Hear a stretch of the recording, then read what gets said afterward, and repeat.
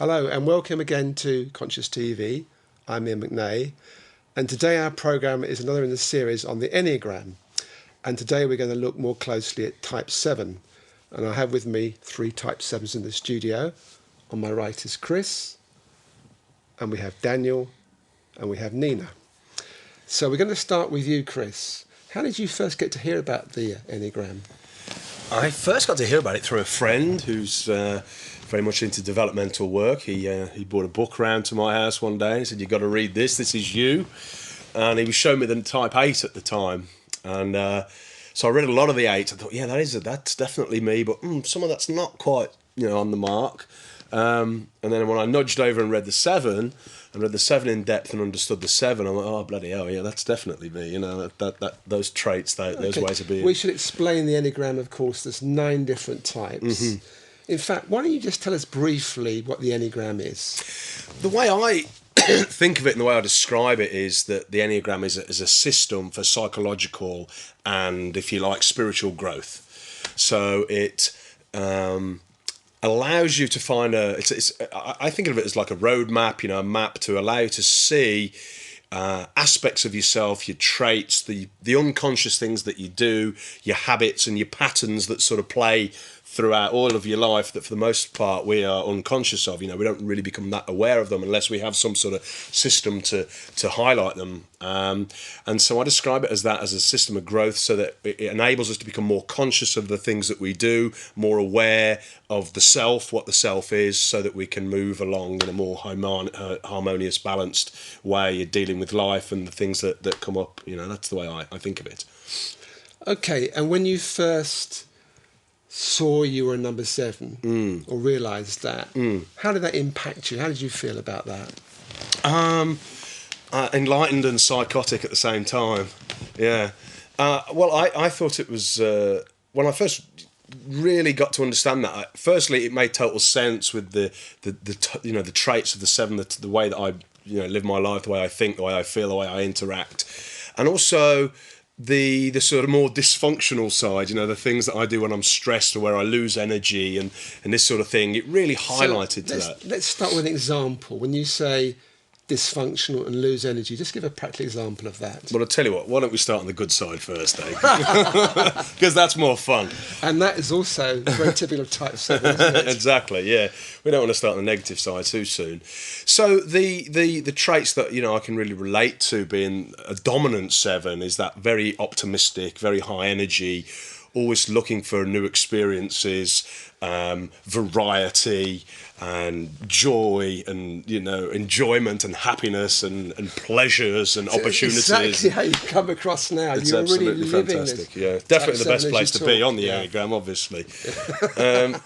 And then the sort of the slight downside to it is if you're continually looking for more experiences, more pleasures, more stimulus, then you tend to not be able to be present in the moment as much as possible. And because you're constantly looking for more experiences, more information, more knowledge, more things to give you some sort of energy, or to where to put your energy, you tend to then, or you can struggle with being in the moment because of the anxieties that you might have to face being in the moment. The subtle little emotional pains that we all have to deal with day in, day out. As a dominant 7, you'll try and avoid those a little bit and not be here in the moment and live with those and experience those and potentially get the benefit from those. You'll be off onto something else looking for more and more pleasure. So in a way, the here and now spot, the live here now and be here now and all that caper, is a mild challenge sometimes. Okay, thanks. It's a great start. Thanks. So with Nina, let's look at your story. How did you first hear about the Enneagram? Well, it's very similar, really, to Chris. I mean, someone came along and said, "I think you should go on an Enneagram course. I think you'd enjoy it." And so I went along. I didn't. No one was saying I was an 8. It was more, was I a 9 or was I a 4? And it took me a long, long time. I think it took me a long time because I'm not, even though, I love laughing, got a great sense of humour, that side of it, that instant kind of, I'm not an instantly jolly person. I'm quite a serious person. And So the sort of 7 kind of fun, upbeat stuff didn't instantly resonate. It took a while. And I think what is exactly what Chris was saying. It's that, the opportunities, it's the sort of ability to link, to make connections everywhere, to see, to meet people, to be able to join them. I mean, it's that kind of networking skills. It's, the excitement of realizing one bit of learning that you've got could link up with another bit of learning that you've got. So all that going on all the time, you've got this very busy, active mind. And so it took me a long time to realize that I was a 7. So a long time is like weeks? Yes, a long time in 7 terms. So which is 20 minutes. Yeah, it was probably just, a weekend. A weekend. Excruciating. Jesus. Yeah, it was one of those. A life sentence. Really bored. So, and then it just has helped me enormously since. I mean, I sort of, suddenly understood why I'd been, sabotaging my life and my careers all the way down the line. So explain that in more detail then. So you felt you'd been sabotaging your life and your career. And so how did discovering being a number 7 actually take you out of that? Well, I'd already, when I found out, when I got interested in the Enneagram, I was in my 40s, and I'd already had my first career was as a graphic designer. Then I'd written how-to books, but even though that sounds like a career, they were how-to books on looking after your home. They were how-to books on the royal family. They were how-to books on stain removal. You wrote a book, How-to, on the royal family. Yeah, how it was all about the royal warrant holders. So how to live your life like the royal family. Okay. So I'd had experiences in lots and lots of different fields. And anyone else would have stayed an expert in one field, but I'd written a book, got bored, move on to the next topic. So I'd covered sort of 15 topics of books, and was never sticking. Every time something was about to happen that I could write more books on the same subject, I went, no, I don't want to do that. Done it. Been there, done that. Okay. And I think when I realised that actually that was a really sort of deep part of my personality, and I was going to carry on doing that forever, I started thinking about what I loved doing and how I could put all the things that I loved doing into one business, if you like, something that would actually be exciting enough to sustain me throughout everything. Went deeper in yourself to see what you really wanted, and then you came forward from a different space. Is that right? Absolutely, yes. So it was saying, let's not just do things for instant gratification. Let's actually think about what's going to reward me long term. So and something that's big enough that all the things that I get interested in can come into it and be part of it. So and that was an enormous help. Slow down a little bit less frantic. Is that right? Yeah, definitely. Less frantic, less after a kind of instant hit. It became a much bigger, sort of more conscious process. Right. Okay, Daniel, with you, how did discovering you're number 7 actually affect your life, change your life? I think around giving me some framework around things that I thought weren't normal, that I was supposed to deal with and eradicate. Actually, I understood were part of my character. And a great example is choosing at a table at a restaurant can be quite excruciating. I sit down and I think, I'm on the wrong table. That table over there is so much better. And to be given the space with my partner to sort of say, okay, we can move there, and you're allowed one more move, actually sort of freed me up to be me. That was part of my nature.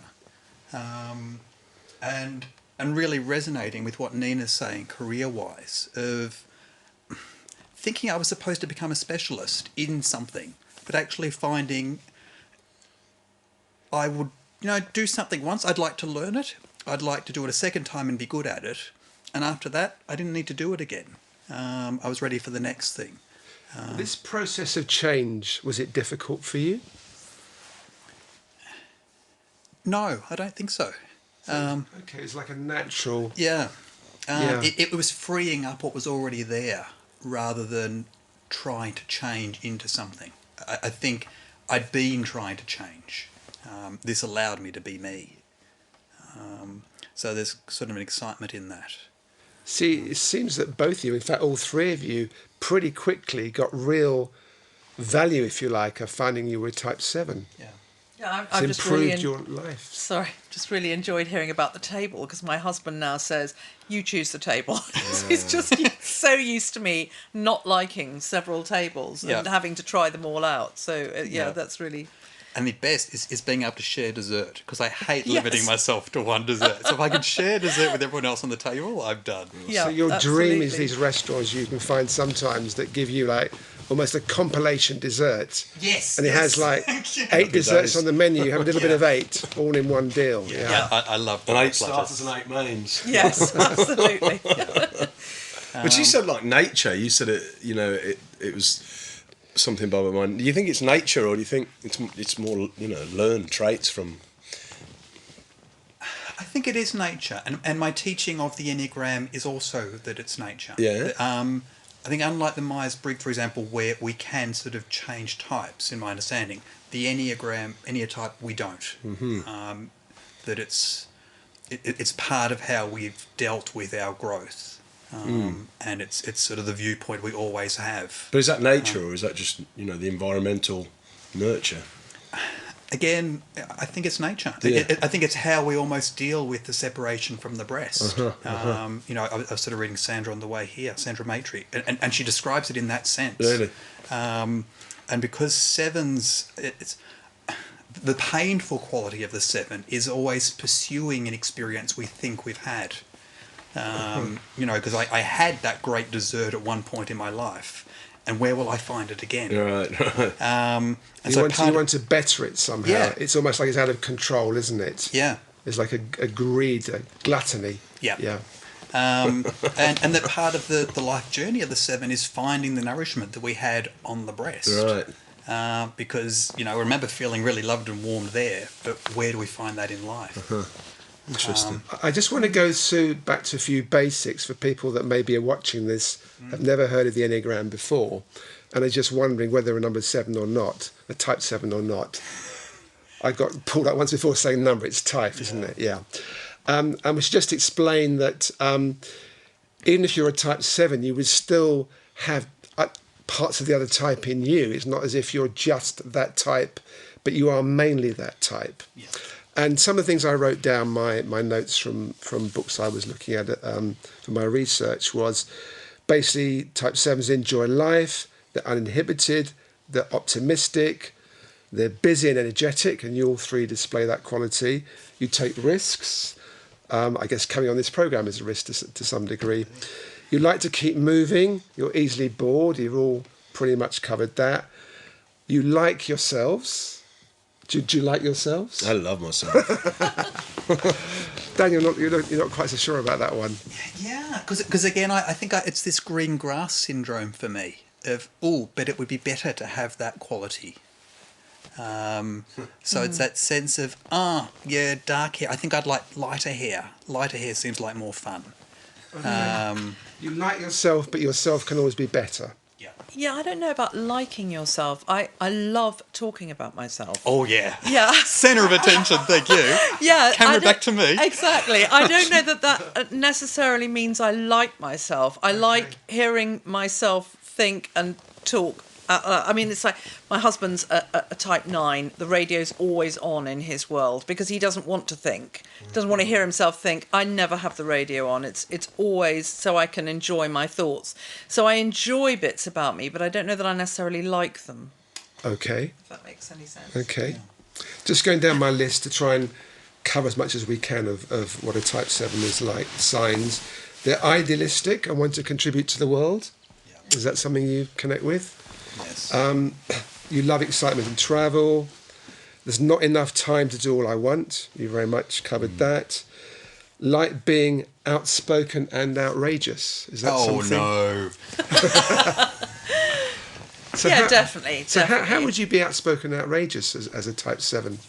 Well, okay. This morning, in my business, we had a breakfast for corporate clients, and once when I was in a corporate, I was talking about what success meant to everyone in the room, and there was a lady there who, to my amazement, she said, "Well, success to me is having a Brazilian." Now, I was absolutely I'm amazed. guessing that's a type of coffee. I was amazed to hear her talk about that in a mixed public arena. So by repeating that story to some quite high-powered corporate clients, that's what I'd call being slightly outrageous. With my grey hair, Okay. it's probably not what they'd expect. So Good icebreaker. good icebreaker, yeah. So I suppose that being outrageous, I mean, I think the risk-taking, the outrageousness is always, I'll want to go slightly further than everyone else. We're having a walk or a picnic, I'll want to push down the beach. We're in a boat, I'll want to row a little bit further than everyone else. So it's that kind of thing. It's always like, let's just do a little bit more. So maybe that's a bit outrageous. I don't know. Okay. Wearing outrageous clothes, but probably not as outrageous as a type 4. So I've got a feeling Chris would have a good example here. What of outrageous? Yes. How would you be outrageous as a 7? Is this an X-rated show? I don't know. I mean, outrageous. It depends what you call outrageous. I mean, I don't personally think it is outrageous. I mean, I just think that's what I'm getting at, really. So I'm- something that you would naturally do that other people might be, shocked in a minor way by, or even a major way. outrageous. I don't know. I don't know that I really call things outrageous. I mean, outrageous would be stripping off and running down the middle of Pall Mall, whilst waving a banner saying "I fancy the Queen." I mean, that would be outrageous. But I mean, other than that, it's just normal behaviour, I think. Yeah. So you're naturally outgoing, basically, and other people might have slight inhibitions about doing something for you would be quite ordinary in a way. Yeah, I mean, I don't know. I mean, outrageous depends what you mean by that. But I think, like getting up in front of people, talking. I'm very extrovert in my energy structure and what have you. So those sort of things are considered generally more extrovert and out there a little bit are very easy for me. It's very comfortable for me to be that way. But I mean, if there was a 1,000 people there and you had a little group and somebody had to go up and tell this group good or bad news, it wouldn't bother me. I would volunteer to do that sort of thing, and then if they say, well, you have to dress up in latex to do it just for kicks and giggles, I'd say even better. That'll be fun, so. Okay, so far it's all been very up, but there must be a side of the 7 that is challenging for you. I know 7s can be ungrounded; they can get lost in things. Daniel, you hinted on this a little bit. So, what's the? I'm not saying the downside of being a Type 7, but what is the challenge of being a Type 7? What are the things that you find difficult at times in terms of your development now you're a 7? Daniel, you're thinking away there hard. Yeah, and I think for me it is that being present and accepting what is. Because under stress, 7s go to 1, which is sort of the perfection. So there's that desire in me, if I feel stressed, to want everything to get perfect. So it's very hard for me to accept, where I am at times, and to enjoy where I am. To enjoy the job I've got, rather than to dream of the perfect job. So what helps you in that situation? I think now knowing that this is a tendency for me, and knowing that actually the fantasy of the perfect job isn't perfect, that it is a fantasy. And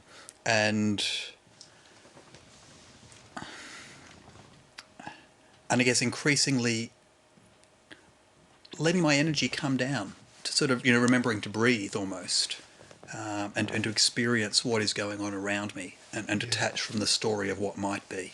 So you mentioned being present. Yeah. Now, describe in a practical way what being present means. I don't know. What is being present? Yeah. certainly around my spiritual teaching, it's kind of physically being aware of my body. It's being here in this room, enjoying being with the three of you, rather than moving off into what's my journey home going to be like, what am I going to do when I get home, how am I going to tell people that I was on TV, and I can even feel my energy change when I sort of talk about the different things. So for me, that's being present, and remaining present is, I think, really tough for me as a 7. Yeah. At least that's my excuse. Yeah. Meditating I find excruciating. And actually, I meditate now on my push bike as a way of kind of having movement. Okay. And practicing being with You myself. don't close your eyes. No. Would be a skill. That's the advanced meditation. Yeah. So I think that's some of the pain for me of being a 7. So I guess we could say with being present, it's very much, you mentioned feeling the body, about being here, by being aware of if your mind is taking you away somewhere else. Yeah. And you also mentioned earlier acceptance, accepting this is what's happening, and that's it, I guess. Yeah. That's what's happening now, the 4 of us together in a studio in West London, and we're talking about type 7s. Yeah. Chris, you're really bubbly and you're full of energy. Is there a side of you that you find difficult at times? More than one. Yeah, there is. I mean, I've definitely resonated with what Danny said. The being present is. It's very easy not to be present. It takes a bit of work. Overwhelm is something that I experience a lot of. Whether it could be having 15, 20 windows open on my computer and doing one task, and then before you know it, I've clicked on an email, and before you know it, I'm half hour into a program and totally forgot what the hell I was doing, which it can be, when you think about it, sometimes it's quite mad. Yeah, so I can get consumed with doing lots and lots of things, and that can make me quite inefficient at getting a task done. And how do you focus yourself? I have to give myself a talking to. I have to sort of just say, hang on a minute, what's going on here? Slow down, man. And so there's a side of you that's wise, and that wise side is saying to another part of you, slow down. In fact, what Daniel's saying really is be present. Is that right? Is that how it works for you, or is it different for you? Yeah, I mean, more or less. For me, one of the big components of being able to be functional and as present as possible is exercise. I do a lot of exercise so that I have a good physical outlet for energy expenditure. And when I've had a good exercise session, then it's much easier for me to be present. I'm much more centered mentally, emotionally, and physically. So then the living in the now is a lot easier. But generally, as what Danny said, I think that I mean, being present's not easy for anybody. Never mind if you're a 7 Enneagram, but it's a challenge anyway for anybody, I reckon. So that's the game. But being right here, right now is easier said than done. Okay, Nina, how's that for you? Yeah, I definitely agree with both of them. I mean, I think what does it for me is two things really, is reading and writing. I find those really calm me down, especially reading. And Mozart, I mean, listening to classical music really, or any music actually, just really brings me right to the present very, very quickly. So that works. I think that the difficulty, I mean, I think Chris touched on that sort of overwhelm when your mind is spinning with ideas, your computer's flashing all sorts of different things that you've started and haven't finished. But the thing that probably is the most difficult is something that Danny mentioned, is the idea of going into perfectionism. So it's very tough for people around me because I suddenly get, oh my goodness, you're dirtying the kitchen and you're just boiling an egg, and that snap at my husband for doing something which is really irrelevant in the grand scheme of things, but I've just gone into sort of type 1, seen him making a mess and get very upset about it. And I think that part of being a 7 is difficult for everyone around us, that we can lose our temper very quickly. And for me, I don't know about for you guys, but I mean, for me, it's 1 second later, I've forgotten about it. Totally. And they're still going, especially if they don't know me very well, they're going, whew, what was that? That was just like a tornado. And for me, it was just nothing. I mean, I was just cross. I vented my crossness and, but it was, I think it left everyone else around me reeling. And I think that is very hard for people. And I find it very hard. I mean, I know now, there are certain things I'm just not there. My husband cooking, I'm just not there. So I know now what my trigger points are. But I think the only way for me not to do it is to absent myself, not to kind of get annoyed with certain things. And it is when I'm stressed. Absolutely. So it can be a challenge to be around a type 7, especially in a close relationship, in a I wouldn't have personal thought so. relationship. I wouldn't say that, Ian, myself. No more than a challenge than anybody else. I think it's a pleasure. I think it's a pleasure 99.9% of the time. But when I lose my temper, luckily, your loved ones get to know you well enough, they know it doesn't mean anything. But I think, it can be quite a sort of formidable force, as it were. But maybe that's just me. I'm not talking for them. So the anger for you guys is an expression, and it's clearing something. It's like an energy you clear, and then back to your normal life, so to speak. About a second later. Yeah. Short and sweet. I don't bear grudges. Don't get upset. Don't. I mean, basically, I really like people. I mean, I love meeting new people. I find it. I'm impossible to interview people if we've got someone that we need to hire. I can't do it because I would have everyone. I can see the strengths in everyone, and I can see exactly, they might not be so good at that, but they'd be brilliant at that, and so it makes them exciting. So I think on the whole, it's quite fun to be around a 7 because there is that real desire to find the positive in every experience, in every person, in every everything, really. It's a fun place to be. I'm sold.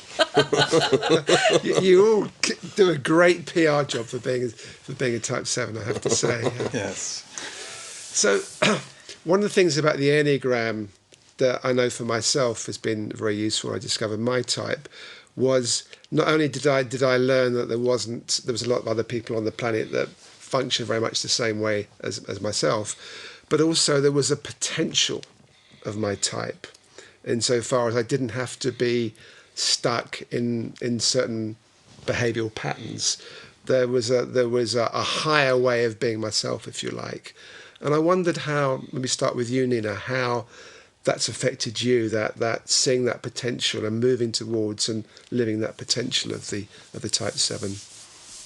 Gosh, I think it's really what we were sort of touching on earlier, that kind of realising that it's a freedom to be who you want to be, and I think, the potential of the type 7, it's actually about finding that.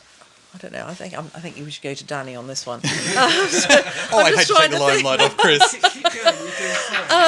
No. I'm just trying to think. Well, it feels like most of it's potential. I mean, it just because there is so much energy and there is so much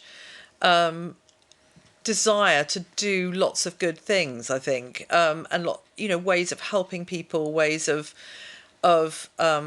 creating sort of fun, harmonious situations. I mean, I think so. The potential is more to keep as grounded as you can, so that you have the energy to do these things.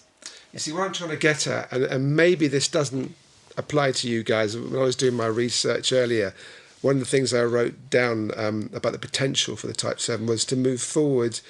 They have to confront their emptiness and barrenness, and have to see and confront how much they live in their mind. And I wonder, can you relate to that, or is that? Yeah, definitely. I mean, I think. Well, I mean, these two are obviously wonderful at working out and going on their bikes and everything. I mean, I find that I don't even notice I've got a body. But this, I'm interested in this, and as I say, I'm not trying to put something that isn't there for you guys. But this emptiness and barrenness, is this something you can relate to? Yeah, definitely. I mean, I think I think boredom is a real key thing, that there's a real desire not to feel bored. Yes. So boredom for you is barrenness. Is that right? Yeah. Just describe boredom for you. Boredom for me, well, I mean, I don't know that I have it so much now, because I think I've got more resolved. It's something that I would dread a lot as a child, that feeling there's nothing to do and what am I going to do, and sitting, for ages. I think now it's, if something sad happens, I can feel very, very desolate. And, as if I'm in a very barren landscape with, nothing there, grey skies, and just a real feeling of emptiness and, uncertainty as to how it's going to get filled ever. So, And are you okay with that feeling now? I'm much better with that feeling. Yeah. Is that something before you would jump over, isn't it? You try and get away from it in your activity and ideas and everything. And not want to lie there crying, but want to actually move into something positive. And I'm now much better at just saying, this is it, and it doesn't last terribly long, which is, I mean, in a way, I often try and get it to last longer, because I think I'll learn more about myself if I can stay in that unhappy space for longer. But it tends to, the happiness tends to kind of bubble up quite quickly. But I think it is a good learning place when it happens. So I don't mind if it does happen. Okay. And Daniel, how is the emptiness and barrenness for you? Is that something you connect with? Yeah, a lot. It's interesting because I was thinking I've got a rowing machine and I never use it. And I was said to someone, the problem is it's boring. It's excruciatingly boring. And so I tried music, video, and they said, so what's wrong with boring? And it had never occurred to me that boredom was something I could allow to exist. I presumed I was always meant to fill it. That it represented a lack of stimulation rather than being a state in itself. So you judged it as a bad thing? Yeah. It was a really torturous place to be. Yeah. So I do really relate to that barrenness. And I think that's almost the moving tables in the restaurants. It's like I sit at this table and it hasn't completely filled me up. I still feel an emptiness. So maybe that table is going to satisfy me more. But what I'm interested in is, can you stay with the barrenness and it changes without you doing something? Jesus, Ian, come on, move on. This is a nightmare. Sorry, Danny. Can I stay with the barrenness? Coming to you on this in a minute. I still judge it as a bad place to be. It's not a place that I want to be and stay. And even almost like the nature of this discussion, I'm thinking, so let's move on to the fun bit. You see, according to these books, this is the gateway to the freedom for you type 7s. If you believe them. There you go. So you tell me about your barrenness. I think I'll blink and I'll miss it. Yeah. What's the question? What's the specific question? Okay, let's change it. Let's... No, make him suffer as well. Bring it on. How do you see your gateway to your potential as a type 7?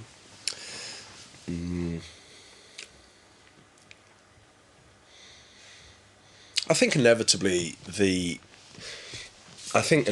gateway to express more potential, more expanded awareness, more expanded consciousness, the way I see it as a dominant 7, is to slow down and, be more aware of that present moment. And I think, you could say that, I guess, about any type, but I think specifically for the 7, due to that desire for constant stimulation and always looking for something else and being somewhere else and having something else and feeling something else and seeing something else and all those things, the more you're able to just be totally present in the moment, and anything that comes up, accept it and let it pass.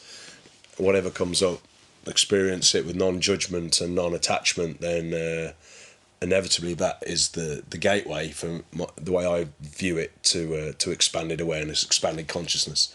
But how does that work practically for you? Carnage. Doesn't work at all. I'm just good at waxing lyrical. I've read lots of books. Absolute bullshit. Are you being totally serious there? How does it work practically? Yeah. Practically, I often quite say, that on a day-to-day basis, I have a range of an emotional scale from totally enlightened bliss and really present to everything that goes on to absolute dysfunction and madness where you completely lost the plot and everything in between. So I think practically, it's just work. It's not that easy. You just have to have a set of practices that help you live as present as possible. You're theorising and taking. I'm trying to feel another side of you. You see. So the question is, what practically? How practically do you realise the potential of a number 7, of the type 7, by going through your gateway? And maybe it's not appropriate for you, the question. I'm not trying to pin you down. How practically do I experience it? Yeah. Well, like I say, on a day-to-day basis, that's really what I mean. On a day-to-day basis, I can be totally present, totally aware, totally really in the moment and be an interconnected part of a grander whole and really live from that space, walk that space, breathe that space. And then the next thing I know, I'm half an hour down the road and I've totally lost that way of being, and I'm all over the place doing lots of things at the same time. So that's the reality of my sort of day-to-day, week by week, breathing and living on this spinning planet. Yeah. and I think often, even though 7s like talking about themselves, they often don't like thinking deeply about themselves because there might not be anything there. And I think that is what often can keep us kind of more superficial, if you like, because that might be the emptiness inside, that there aren't great, when we experience things, we don't do them in the same kind of in-depth way that maybe, a 4 or a 6 is doing it, where we are living more on the surface and enjoying kind of fun and superficial things that maybe we're not as in touch with our emotions as other types are. I don't know about that. Okay. I don't know about that.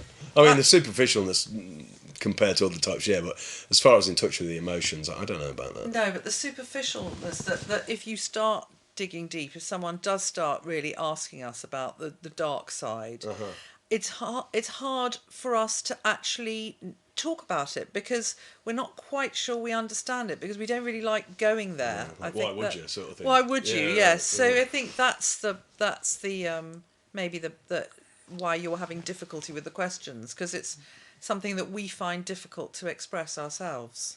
Yeah, plus Ian's throwing his own type over the questions, you know what I mean? So it's not right or wrong, but that's how it rolls. I'm wondering in this too about the path of integration, which for 7 is into the 5, which I tend to always generalise. The 7's sort of quite extroverted and the 5 is quite introverted. I think the 5 is quite self-sufficient. They like to bring knowledge and calm in. And I find that state, I've often been confused about whether I'm extroverted or introverted, because I had this very bubbly, outgoing bit, and then I need to kind of recuperate. And for me, that's the feeling of going towards the 5, of recharging, finding my self-sufficiency. So I don't think I quite connect with the bit about not knowing myself or not wanting to know myself. I find there's a lot of inquiry for me. And yet, I also get to a block of like, I don't know if I want to go to that bit. And I think part of my potential feels like it's around joy.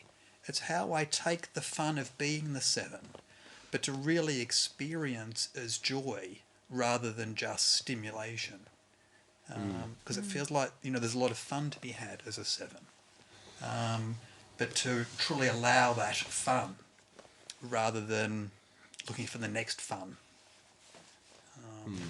Yeah, and I mean, I know exactly what you mean about the introvert and the extroversion, because for example, my Monday to Friday diary is always absolutely full. And if it isn't absolutely full, I'll wonder why. And if I've got anything booked in on Saturday and Sunday, it really upsets me. That's my real personal time where no one is allowed in. And I just want to be, that's the 5. I'm going into my 5, and, holidays, just want to be with a book on my own. Yeah.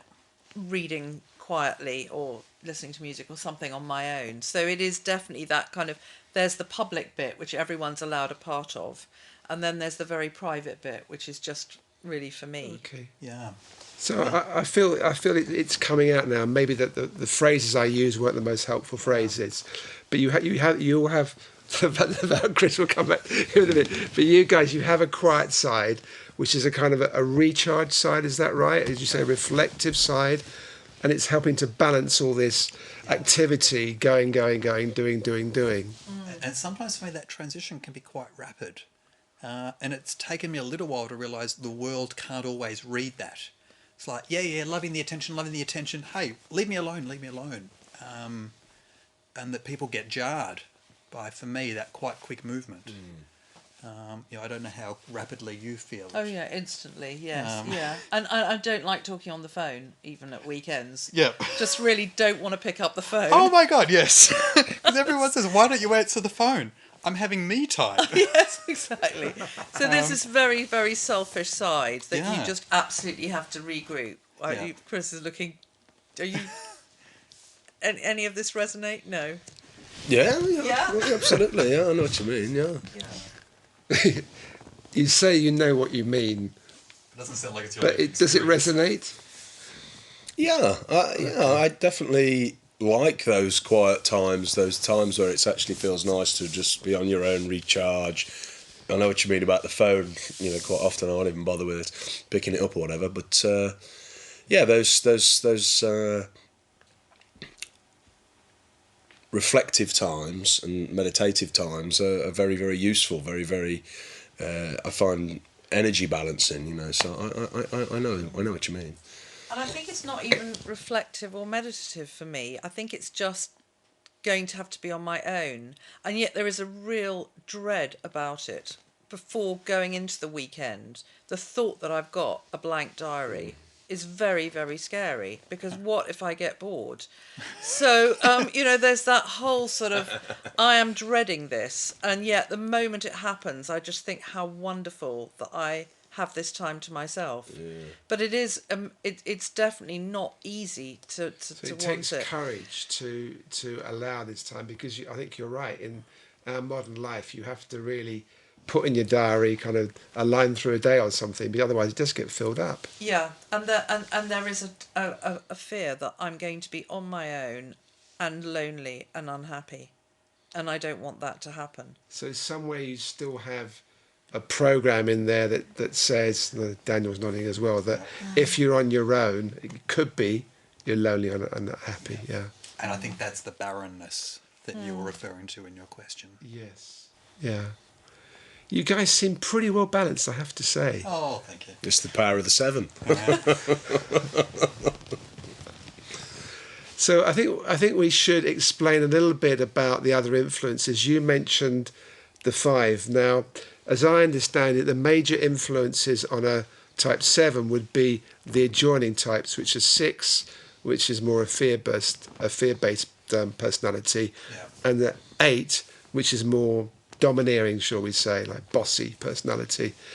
So are you aware of those influences? You've mentioned the reflective side. You're more on the 8 side, are you, would you say? Yeah, I have a very strong 8. I mean, the number of times that I've taken Enneagram tests or read, the real themes and dominant traits of 7 and 8, it's very, very close for me to, it almost feels like 51% 7 and 49% 8. So those, I resonate a lot with the 8, the sort of dominance and the drive and the pushing forward and not hanging about, not messing about. I feel that very much in my way of being an energy structure, so I have to be sort of aware of that, I don't feel the 6 so much. In fact, the 6 sometimes drives me mental, It's just that whole the whole energy around that. Sometimes you think, Jesus, come on, let's get going, you know. But hopefully I'm aware of that. But that the 8's a strong trait for me. Yeah. You know, one of the things that I found so valuable when I first found out about the Enneagram, and I found my type, which is 6, so I would drive you crazy, and I've driven you a bit crazy,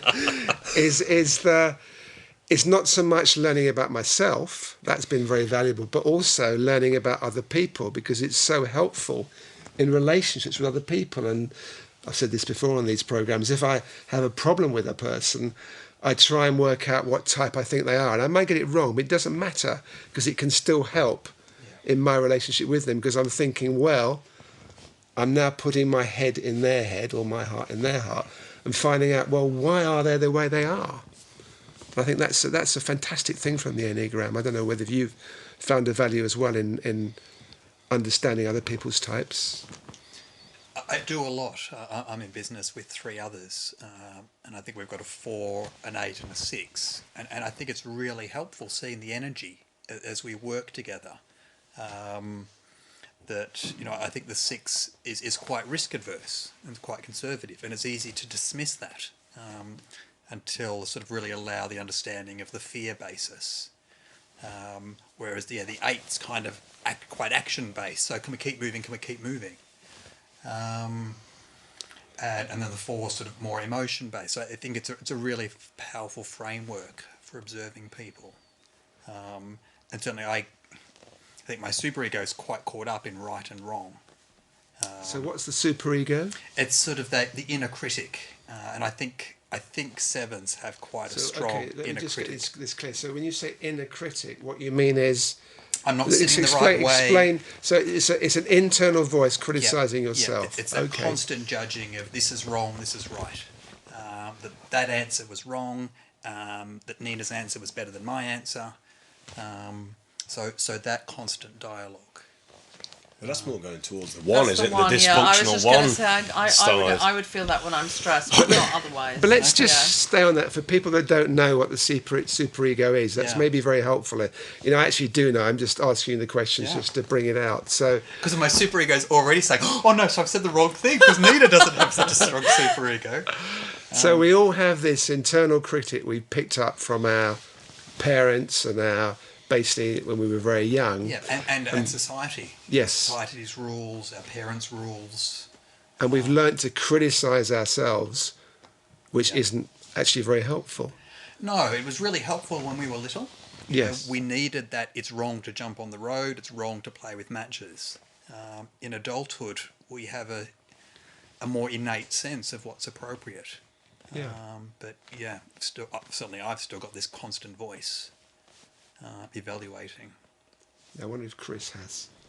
Have you still got a superego? Have you moved past all that? Oh, well beyond it.